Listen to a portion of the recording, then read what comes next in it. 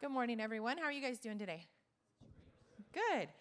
My name is Heather Torres. I'm the program director for the Entertainment Business Master's Program and Business Intelligence Master's Program, and we have a very special guest with us today. We have Miss Erica Dunlap, and she is president and CEO of Crown Communications Group. She's former Miss America from 2004, and she was Miss Florida in 2003. She was the first African American Miss Florida. She's a PR specialist. She has a deep love of social development and image awareness. And she's even been in some involved in entertainment. She was on The Amazing Race and was a finalist there. And she also executive produced her own country music album. So please welcome Miss Erica Dunlap to the stage.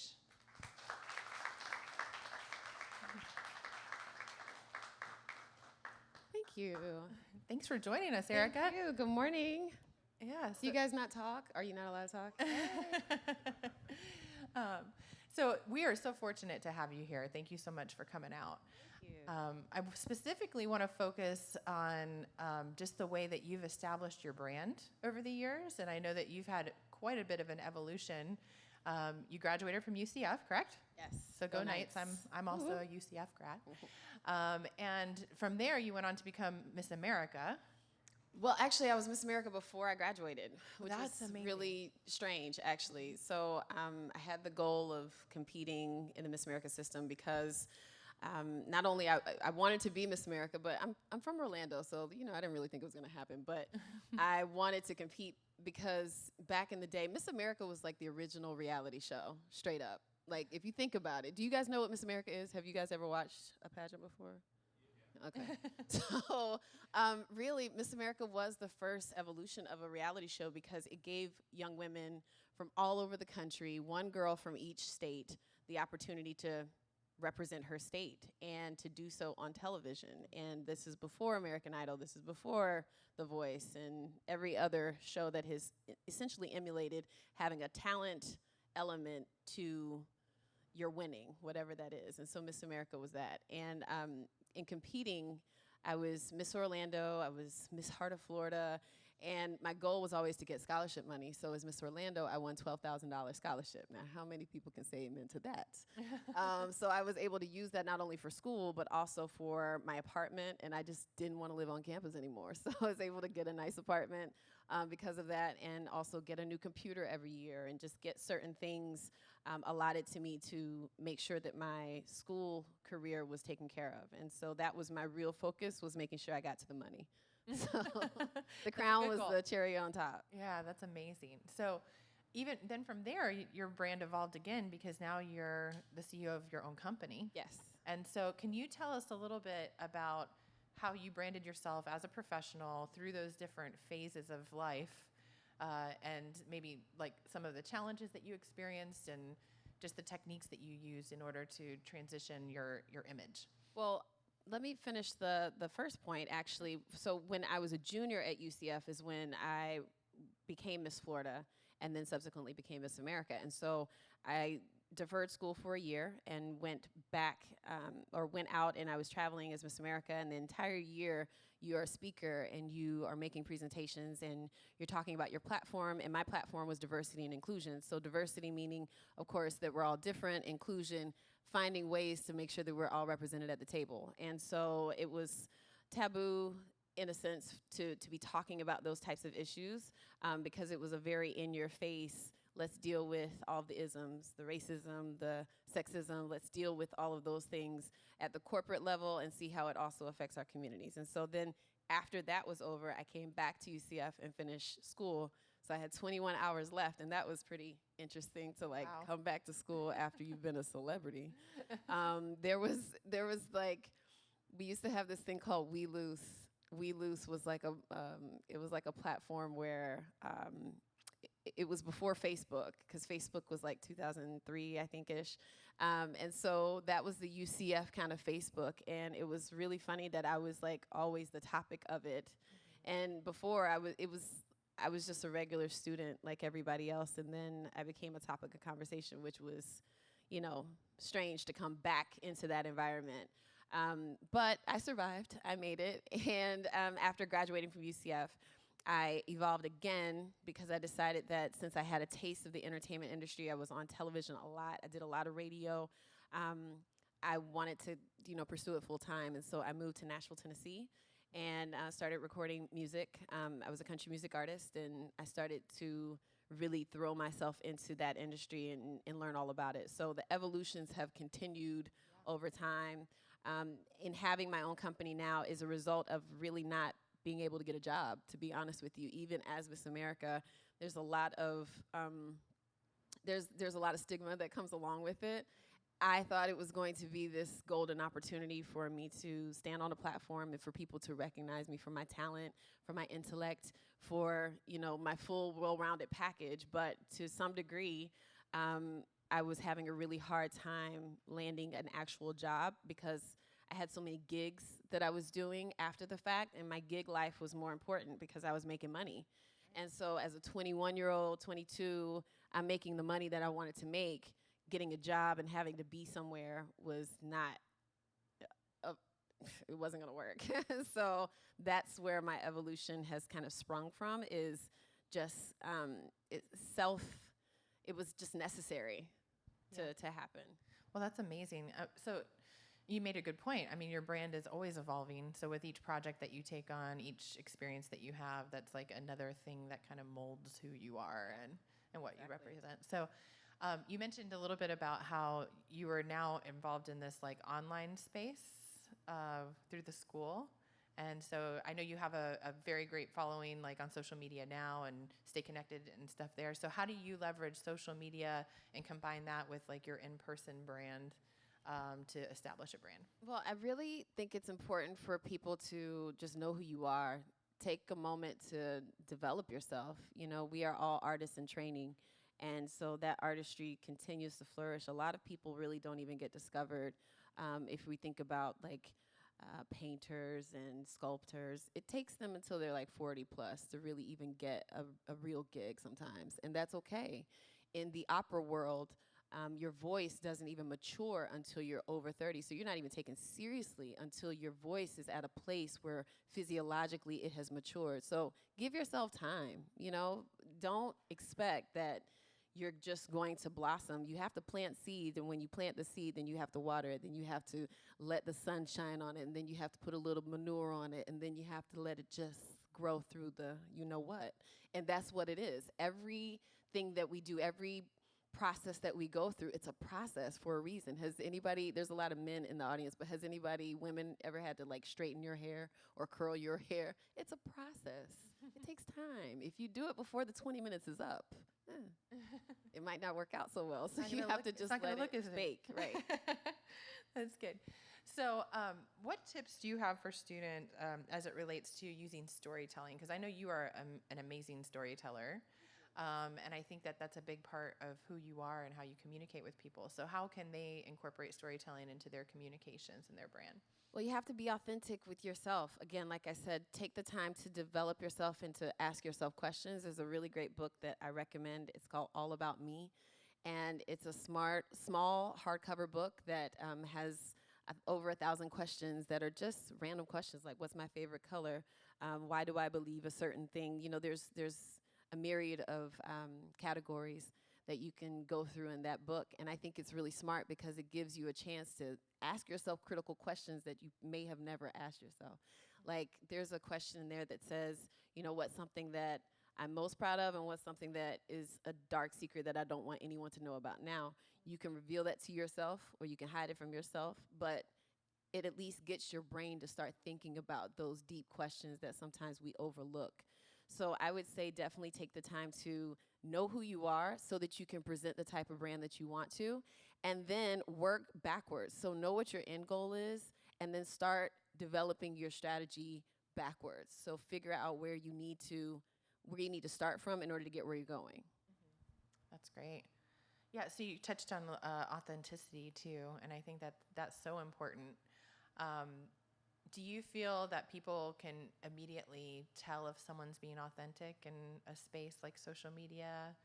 And do you feel that there might be any tips or techniques to come across as more authentic when communicating your brand? Well, personally, I advise people away from like the car confessions. I know that's very popular, but I'm over it. And I hope that other people become over it because we are more than our cars. Like our cars have become this safe space where people feel like they can say whatever they want. And that's a very dangerous position to be in. So I think that if you elevate your pitch, if you elevate your story, if you elevate, where it's going, it's not just about sitting in your car with your phone and, giving a 1 minute funny ditty. No, you need to actually come up with content that is substantive and that has not only relatability, but it also has some type of reasoning. Like, why are you putting this out? Just to be funny, just to get likes, just to, evaluate what it is about your personal brand that you really want the world to see. And that's something that you'll be proud of in 20 years. Like, guys, we're going to get old. And it's a blessing when you do, but we have to be able to be proud of what we put out. And I don't think that it's worth just putting out anything. You need to do something that is going to set a standard and also leave a great legacy for who you are and where you started from. Yeah, because things on the internet last forever. They never go away. So you touched on a couple causes that are really important to you. Can you talk a little bit more about those causes, what they mean to you, why they're important, and how you've made that a part of your brand and who you are as a public figure, celebrity, professional? So diversity and inclusion is still very much a part of who I am because I think it's important for there to be a voice for the voiceless. And diversity spans not only from ethnic and racial issues, but I'm a big supporter of the disabilities or differently abled community. There's so many people who are affected by just not being able to have access to buildings, roadways, to buses, whatever their mobility challenges may be. And so I think it's important that we speak on behalf of those who have considerations that the rest of us maybe don't have to think about. So that's something that I'm passionate about. Likewise, I really am interested in elder affairs because, again, I think about, when I become an old woman, who's going to be there for me? I just think that it's important for us to pay attention to that population because we'll be in that position at one time. I support the American Heart Association. I support NAMI, which is the National Alliance for Mental Illness. I dare say I like to, but I'm compelled to speak on behalf of the suicide community and those who have been affected by that. I'm a survivor of suicide by someone who was very, very dear to me, and it was the hardest thing I've ever been through. And so I think it's really important that we talk about the things that are making us feel like it's time to expire, because we have to tap into our potential. You have to tap into who you are. You have to be so dedicated to your purpose. You're here for a reason. We all wake up. When you wake up, that means that you're on. You're on. It's time to go. Whatever that means for you, only you know what that is. And so we really have to expound on that and open that up so that people don't feel helpless and hopeless. Yeah, absolutely. So a lot of our students, I'd say pretty much everybody here, you guys all are working on portfolios of some kind, right? Yeah. So, and no, in the master's program, they develop a digital leadership portfolio, and it's supposed to showcase their professional brand. In the undergrad programs, a lot of it's like student content and things like that. And I think one of the things that the students struggle with sometimes is figuring out how to brand themselves as not the student, but as the professional that they hope to be in the future. And so just kind of thinking long term, how would you recommend that they brand themselves when they may not have all the skills that they hope to have? How do you help them think in that space of where they're going to be in the future versus where they are currently in branding? Well, like I said before, you're a seedling right now, and that's okay because you don't know what type of beautiful bud you're going to be, what kind of flower you're going to turn out to be. So you just have to give yourself that time, but also have a goal. What are your goals? Does anybody have a vision board? You guys all should have vision boards. If you are a creative, you should have a vision board. It's not a joke, okay? I manifest a lot of stuff into reality because I will print out a big picture of whatever it is and put it in front of my bed. And I see it when I go to sleep and I see it when I wake up. And then in a couple weeks, there it happens. Now, the $1 million still hasn't come up yet, but I'm working on it. But, you know, I have a real respect for people who take the time to develop their dream. Like, what do you want? Make it real for yourself. If it's not real yet, make it become real. We are all in training. We're constantly in training. And until it happens, you're practicing. And so your practice needs to make perfect. And what that means is that every time you rehearse that thing that you're trying to become an expert at, every time that you're practicing, every time you do a project, put your all into that project. Always believe in that project. Always know that it's going to do well. It doesn't mean that well means it's going to be a bestseller, but well means that you put a lot of effort into it, that you gave some love to it. It's like a baby. You know, you have to take care of this thing. You have to wash it gently. You have to dry it gently. You have to allow it to just, you know, form with love. Like, don't expect for something to occur for you if you're just going to be hasty about putting it out there. Like, do it because you really love to do it and you want to put out the best product for your standard, for your legacy. Like, what is your gold standard? Mm-hmm. I think that, you know, anybody who watches Gary Vee or Diddy or whoever else is a mogul in your mind, we watch them and we pay attention to them and we listen to them because they have standards that are just impeccable. So create your portfolio of a standard, and that will help you to always have a consistent body of work. Absolutely.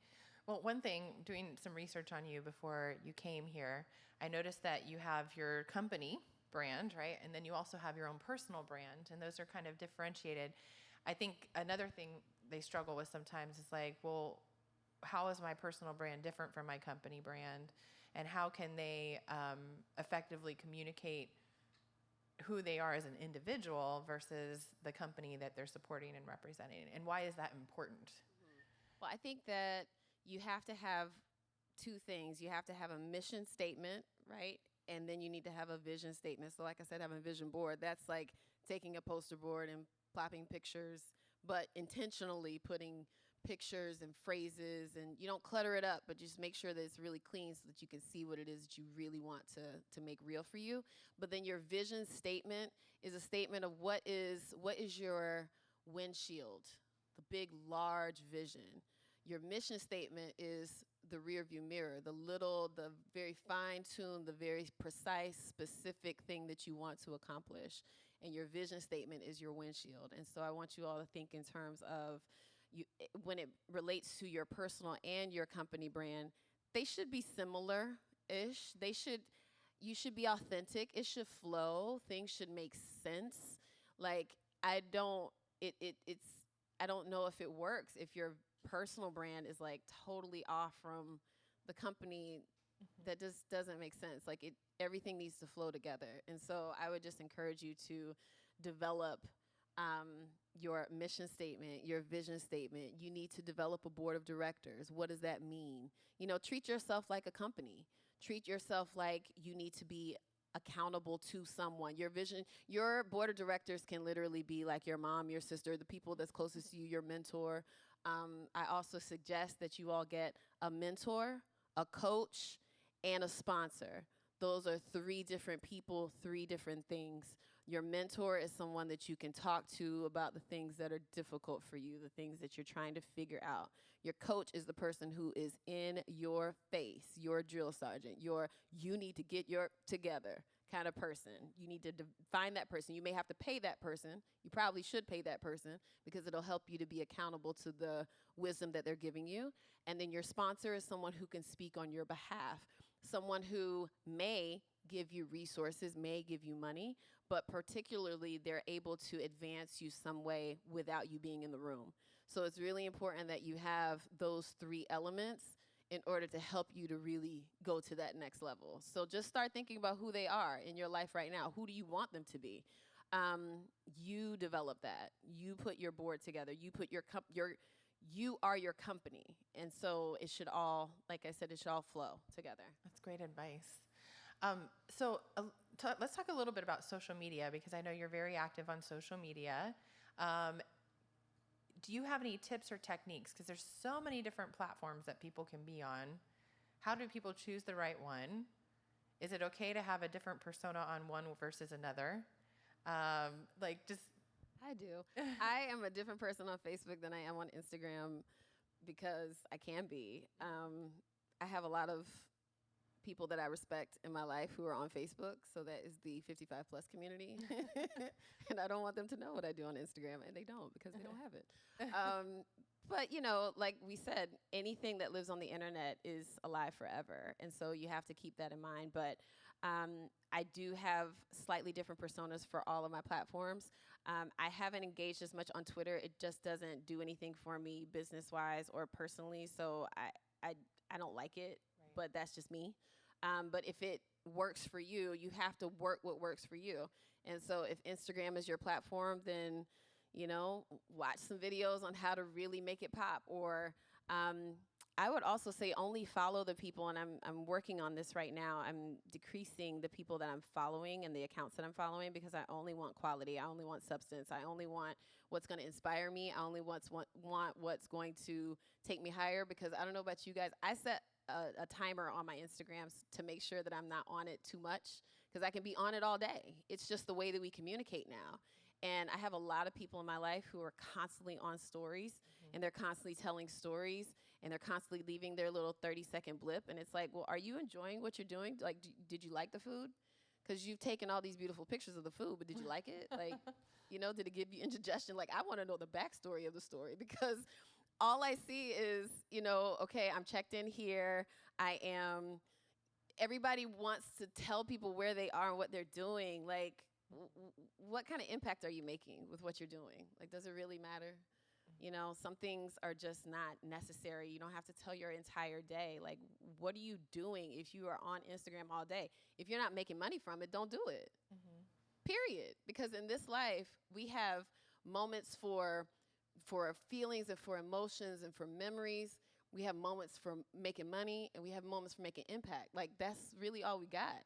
We don't have time for all this extra superfluous stuff. Like, just get rid of it. Just stick to the program. Make an impact. That's what we're here for. That's awesome.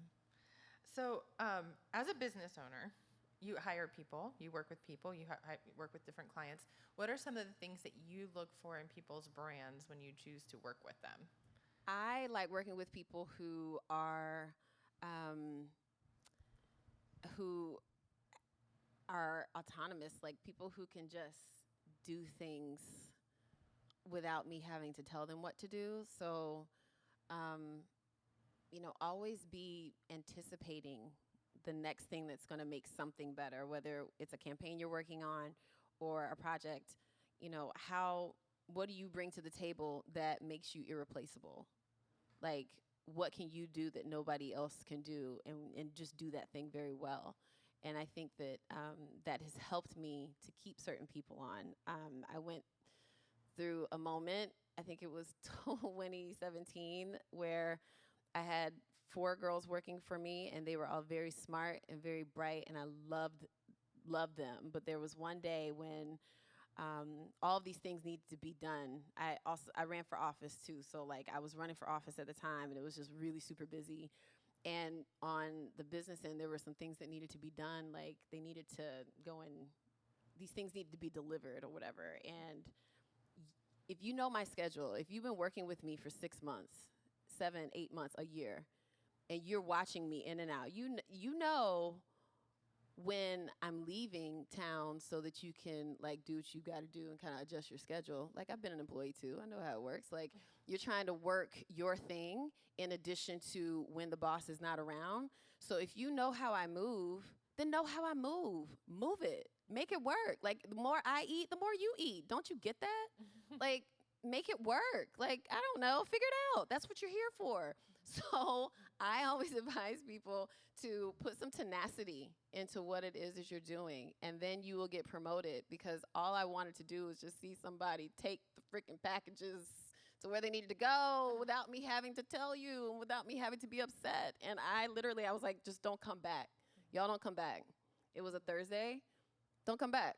don't come back until I tell you to come back. And everybody was like, oh, are we going to get paid? No, you're not, because you didn't do the work. And I'm not playing with that. This is my money that I'm giving to you, that I'm not giving to myself. I like nice shoes. I want to buy more shoes. I don't want to give you this money, but because we signed a contract, I'm going to give you the money. But you got to work, dude. Like, work. That's it. It's so simple. Yeah. So like when you're initially like looking to hire people, I mean, obviously once you have them on board, you want them working hard, right? Yeah. But when you're looking to hire them, are there anything that are red flags? Like, do you research people? Do you look them up on social media? Do you do any of that? No, I'm a very spiritual person, so I take the time to invest in my spiritual being so that I don't always get it right, but I'm pretty good at, and I've been very fortunate to have the right people surround me. And that's always my prayer, is that the right people enter into my office and the right people surround me. I have the right types of clients, the clients that are going to be supportive to my mission and to my vision. And, you know, all money's not good money, so I don't take everything on. And my time is valuable, so I want to make sure that I'm honoring the time that I've invested in learning how to do what I do and being able to give the best product. And so I just want the flow. I want the flow of my those who work with me to understand how that all moves, and also making sure that we're accomplishing the goal. And the goal is to make sure that we're, you know, high level and we're executing at the best possible degree. Awesome. Very good. So I want to give you guys an opportunity to ask some questions too. I know there's someone here that can bring a mic around to you, but our students tend to ask the best questions, in my opinion. Thank you all for being up early this morning, early enough. I really appreciate it. You guys are dressed. Nobody smells. This is good. Not from here anyway. Not from here. This is good. So do we have any questions from you guys for Erica in the audience? We have someone right over here.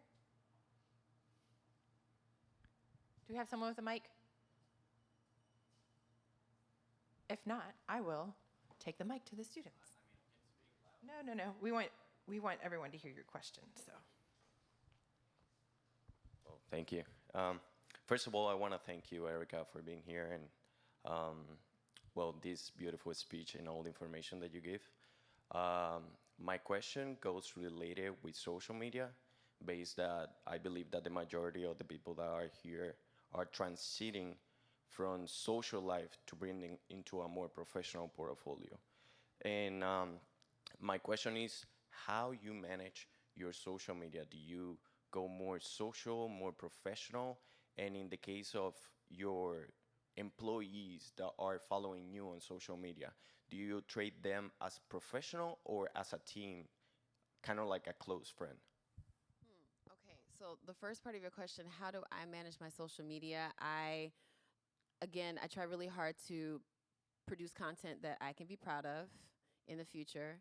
And I only put things out that I know that, you know, the people that are looking up to me and the people who believe in me, I want them to be able to say that they're proud of it as well. And so that just means just be mindful. Like, you know, I try not to put offensive content. And offensive is anything that just makes you just kind of like, should I put that out? Well, don't. Just don't. You don't have to. Nobody is telling you that you have to do that. Be mindful of, like, in your party environment, just don't, like, just party. Have a good time. You don't always have to show every element of your party because, you know, some of y'all, if you're going to EDC this weekend, y'all going to be partying. So calm down. Watch out. You see? You know what it is. Be careful when you party. Just have a good time. You don't have to put all that stuff on social media. Nobody needs to know it. You need to be enjoying yourself in that moment. And so just being mindful of the types of content, and are you going to be proud of it if your niece or nephew or your son or, you know, your pastor or your neighbor that you grew up with who, you know, was a mentor for you, if they saw that, you know, would it be jarring for them? Be mindful of that. Now, the second part of your question, when it comes to employees, watching them, I have a rule that I don't follow the person that I'm dating, and I don't follow the people that I'm paying, because I don't need to know. I don't need to know certain elements about you. And I want to make sure that you're free to be who you are without having that microscope on you, like, my boss is always watching me. Like, that's crazy. I wish my boss would watch me. No, don't do that to people. You know, I want people to have their life, like, live your life, do what you do, and I don't want there to be any pressure. So like I don't watch people's stories. I might follow them and I might like some things, but I try not to get caught up in that because I had someone to text me one time, a friend of mine, she was like, "You haven't been liking my pictures in a while." And I was like, "Girl, you're not serious. Like, you can text me. Who cares about your stupid pictures? Like, they're all photoshopped. All of my pictures have filters. All of them. None of it's real." So just know that, like, this is a game. We are in the fortress. You are in the fortress. Guys, this is all a game. All of this stuff. So just be mindful of, you know, what is the end story to the game that you're playing on Facebook and on Instagram. That's all. Thank you. Thank you. We have someone else with a mic here now, so I'm going to pop back up on stage real quick. We have another question here. How's it going? My name's Anthony. I like your pants. Oh, thank you. I appreciate it. I'm comfortable, I think. I like your shoes. I saw your shoes. Thank when you. I walked out. No, she killing it. Okay, cool. So, my question is actually fairly similar to his. It's about social media. We're in the social media age. I currently have two brands. I have myself, of course, as a professional, and then I have Beastmaker Productions, which is the actual company.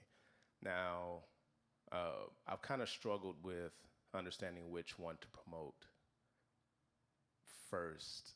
You know what I'm saying? Because like my personal brand has a little more of a push to it. My Beastmaker Productions is in development. You know, I have a portfolio for it, but it's not completely like locked in. Me as a person is a little more. Is not as focused as Beastmaker is, if that makes any sense, and not from a work aspect, just from the fact that I have so many things going on within Beastmaker. So my question is, which one would you focus on first? Like, my personal has a little more of a push, and I'm trying to push my original brand, Beastmaker, through that. What do you want to do with your personal brand? I just want to be seen as a producer, like not necessarily a beat maker, just a producer of content. Meaning anything that I put my hand to, whether it's music or whether it's connecting with people for I don't know, any platform that I'm touching on that I have an interest in. I want to be shown that I can finish projects and that I have an actual platform to stand on. Okay, so I would say take the time to take Beatsmaker. Is it Beastmaker, yeah. Beastmaker. Mhm. Take that and push that more right now. Push that the hardest because it sounds like that has more focus. It sounds does. like that's more streamlined. And you're a seed. It's okay. You're going to be a big, huge magnolia tree. Right now, you're an acorn, and that's cool. But that acorn is going to blossom. It's going to be something. Just give it some time, right? So just focus all of your intention and your attention into the Beastmaker. Like, make that it. Okay. Like, follow Timbaland, right? Yeah. What are some of the big producers? How do they do their thing? Like, how does Pharrell present himself on social media? Watch them. That's what I say. Like, watch who you want to emulate. And that's going to help you to start forming what it is that you want to do. And then you'll make more of a directive move on your personal brand and on your professional. I get it would like trickle down basically with that focus anyway. With that focus. Yeah. All right. Thank you. Yeah, you're welcome. appreciate it. Good luck. I have another one right over here. Ooh, no, I'm just kidding. How's it going? Oh my God. Hey, how you doing? Let me make sure. I was Like my shirt? nervous. What do you have for me? Okay, I have a question. It's basically like a two-part question. I want to ask, like, as far as like your career, what did you feel like you was at your lowest down point? Because I feel like everybody comes and they talk about the upscale and things like that, but nobody really talks about the downside to it. And what helped you to get through those hard times, those trials and tribulations that made you, possibly want to give up in that time of, when it happened? Oh, thank you for asking. I cry at least twice a week, guys. Crying is very healthy. It's a way of release, and sometimes you need to get it out. How many of you guys have cried, especially the men? How many of you have cried in a while? And I'm not talking about trying to embarrass you. Good, cry. It is important that you allow yourself to have. You have tear ducts for a reason. Every hole in your body has a purpose. I'm gonna leave that where it's at. But you have tear ducts for a reason, and you need to use them. You need to cry. Now, with that being said, I think we can't just expect that we're going to go through high times all the time. You're not always going to be up. You have to have ebb and flow. You have to have peaks and valleys. And the thing that got me through it was, as I mentioned earlier, it was my boyfriend who passed away. He committed suicide, and so that helped me to get through in the past 4 years, knowing that is the pits. That's where it's like the worst. That's where you feel like nothing matters, you don't matter. Remembering that is what helps me to get through when I'm crying and when I'm dealing with stuff, honestly, because I have to remember that it's really not that bad. I'm so blessed. We are so blessed, man. Even when we're going through it, we're so, so fortunate. And there's a lot of, you can't always have good. It's not all good all the time. But it's all about how we balance things, how we manage things, how we have to find that inner strength and stop telling yourself the bad news. Stop reading the bad news. Put the paper down if it's bad news. Stop watching the news if it's bad. Tell yourself a different story. You have the power to tell yourself a different story. And that's what gets me up. That's what gets me out of the depression. That's what gets me out of the feelings of high anxiety, is that nothing's all perfect. And that's okay. You know what? And I can tell myself another story if I choose to. So I start reading my affirmations. I start telling myself who I really am. I start saying to myself, I am worthy. I am good. I'm smart. I'm blessed. Whatever good things, good nouns that you can associate with what you want to be, even if you don't feel like you are, trick your mind into believing that you are already good, that you're already worth it, that you've already got it, that you already have that Emmy. I'm an Emmy award-winning journalist. I am smart. Just tell yourself that stuff, man. Before I became Miss America because I already was. I just showed up. I showed up to the competition, and there were 50 other girls who, it's funny because, I don't know if I can say this out loud, but people, they call beauty pageants like the bad bitch competition. Well, maybe, but there was 50 of them, and they're all amazing. And the only reason why I rose to the top is because I believed in myself. It wasn't because I was like, oh, I'm the best thing here, and you guys just need to watch my smoke. It was not that. I was scared to death. I was nervous because there was law students and Harvard graduates, and there was a doctor who was 20. She graduated high school when she was 16, and she was a doctor by the time she competed at Miss America. It was like, girl, what? Oh my God. I thought I was doing something at UCF, and I wasn't. But, I had all this top talent was competing against me, and I just had to believe in myself enough and believe in my dream. And so I really encourage you, when you guys are down, you have to think about the stuff that you want. That's when you need to go into beast mode about your goals and your dreams. The way to curb depression is to have goals. I believe that. I am a witness to that. I'm a survivor of that. I have been through so much. And the only way I got out is because I just said, I've got a bigger goal, and I'm going to make that goal happen. I'm going to make baby steps every single day until it happens. Okay. Thank you. And I like your afro, by the way. Thank you. I have one right here. Another question over here. Oh, all right. My name is Demon Queen. It's nice to meet you. Good morning. So my questions are that it's about how the brand. You said, hey, you have yourself as a brand, and then you have your company as a brand.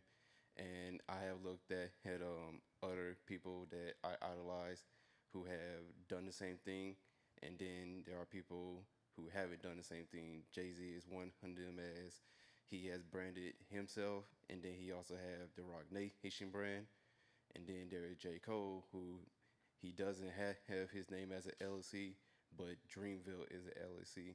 So my question is it necessary to brand yourself as an LLC, or if you can just do it with your company as a brand, and then that will cover you? Good question. I think it all relates to what is your personal brand trying to accomplish. And so, as we were talking about earlier, your name is Anthony, right? As we were talking about earlier with Anthony, like, what is your personal brand? So you mentioned Jay-Z and J. Cole, right?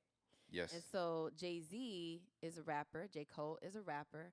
So we know that they have a very specific reason for their personal brand. It is, forget about Dreamville. If it's not for J. Cole, there is no Dreamville, right? And so J. Cole, the brand of him, it's important for him to have a LLC because all the work that he does as an artist, that needs to be structured and funneled. And then all of the work that Dreamville produces, whatever that is, they may be doing movies and documentaries. They may also be doing music, and they may be managing other musicians, but all of that needs to be contained in its own warehouse. You know what I mean? So they both have two different purposes. And so when you have two separate purposes, then you need two separate brands. But if you just need to be your company, then just be your company. Totally fine. I don't think that there's anything wrong with that until you become a persona that requires to have that kind of structure. So you can have your anonymity and you can just be a boss. Like, I don't know if a lot of people knew who Jeff Bezos was before he was him. He was just Amazon. You know what I'm saying? Like, he created his brand and then he became the brand. So if your company's your brand, then be your brand, or let that be your thing. And then you have your own personal. Does that Thank make you. sense? That makes sense, right? You have any other questions from the audience? We do have one question from our online audience. Online viewer Juan is asking, do you have any insight on distinctions between, 1, being authentic, 2, being aware that future employees are watching, and 3, just censoring ourselves? Yes. So back to what we were saying earlier, I think that, when it comes to being authentic, I think a lot of people expect that crassness is authenticity. Now, don't get me wrong when I say this. I am a super fan of Cardi B. I think she's just the ticket. I love that girl, but she's a mess. She's crass, and it is disdainful to me. And once you get to a certain level of notoriety and impact and opportunity, you should censor yourself a little bit, because everyone doesn't need to. We all have bodily functions. We all enjoy the pleasures of the world. Like, everybody doesn't need to be open to that. Like, just produce content that is substantive and that's something you will be proud of when you are a 60-year-old woman. You're like, what the hell was I doing? That is, 'cause one day she is going to look back. She's going to be like, oh my God, why? But right now it's making her money. Right now it's exciting. Right now, people like it, but people tend to like crassness. And so I encourage you to refine yourself. It doesn't mean you have to be like bougie and button up. It just means that you just need to, temper yourself. It's okay to just be appropriate, and I don't think enough people, we don't idolize appropriateness. I respect people, especially the people that work with me and work for me.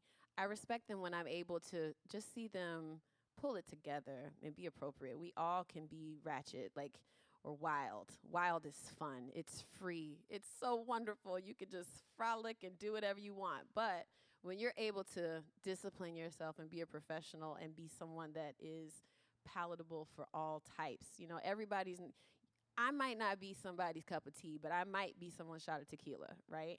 So you might not be everybody's thing, but as long as I'm put together in such a way that I'm not an embarrassment to my culture, to my family, to my whoever, my friends. Like, put yourself together and then present that package, because that is what's going to promote you the most. That's awesome. Did you have a second question, Danielle, or you're good? No, ma'am. Okay, Nope. cool. We have another question right here in the front row. Hi, my name is Joshua Williams. I'm actually a up-and-coming CEO of Viper's Nest Entertainment. So my company is what you're talking about, putting yourself together. My personal brand and my company brand are one and the same. They've built together at the same time when I started my bachelor's degree 5 years ago. So I'm a Twitch streamer. So my content is being up on, letting people see who I am, what I do, which tends mostly just build video games and showcase how to play different games and how to generate the hardest boss fights, how to get past these locations. So, I'm sorry, your question? More of along the line of how would you showcase both if they're connected like for a community? Okay, well, first of all, you're not an up-and-coming CEO. You are the CEO. Yeah. And that's something that I want all of you to start saying to yourself. You're not just aspiring. You're doing it. You're doing it every day. Because let me tell you something. To be the CEO means that you're making all the decisions, right? And so you're doing it every day. So give yourself that credit. Number two, how do you merge the two? Is that what you're saying? How do you merge? Well, my personal brand is Spartan Viper 201. Okay. My company's name is Viper's Nest Entertainment. Okay. So again, I think you're able to have both. Like we've been saying, you have a very distinct of both, but they are similar. So your personal, again, it goes into your professional, and it all goes together, even though they're two distinct different brands. It really kind of matters what your timeline is like and what's your availability to be able to produce content for both. Like, can you focus on the two as two distinct entities? Can you do that? If you can, rock it. Just go for it and continue to build, like I said, from the end result. What do you want your end result to be? And then start working your way backwards toward your end result. Is that good Yeah, for you? that did answer it. But when I started 5 years ago, I utilized my gamer tag as just built a main brand. Then I started adding "Welcome to the Viper's Nest," and from there it turned into Viper's Nest Entertainment. Now my goal is to actually expanding the company toward more music generated and delivering more content that's associated to being an uplifting and empowering toward a large group of people. Let them know that, hey, there's health and lifestyle choices as well that you can make, as well as there's different choices of music. Okay. So you are creating community, and that is another avenue for you. And so when you're creating a community that you want to be invested in what you're selling to them, what you're giving to them, what you're offering, and then you're also wanting them to engage, then that becomes a little bit more work intensive. That means that you have to really schedule out what it is that you want, how do you want them to engage. Again, what is your end result? What do you want them to do? Like, what do you want this community to be about? And then let's build the community backwards, but going back toward the end goal. So yeah, you're establishing community, which is a great thing, because that helps to create longevity for what you started 5 years ago. Thank you. Good luck. Thank you. All right, awesome. So on that note, it's time to wrap up our session. I've had like you. so much fun. I want you guys, let's thank Erica for coming here today. Thank you so much. So, and I appreciate you guys coming out to the session today. I hope you enjoy the rest of your day. And thank you again, Erica. We appreciate you so much. Thank you. You guys have a great day. Nice to meet you.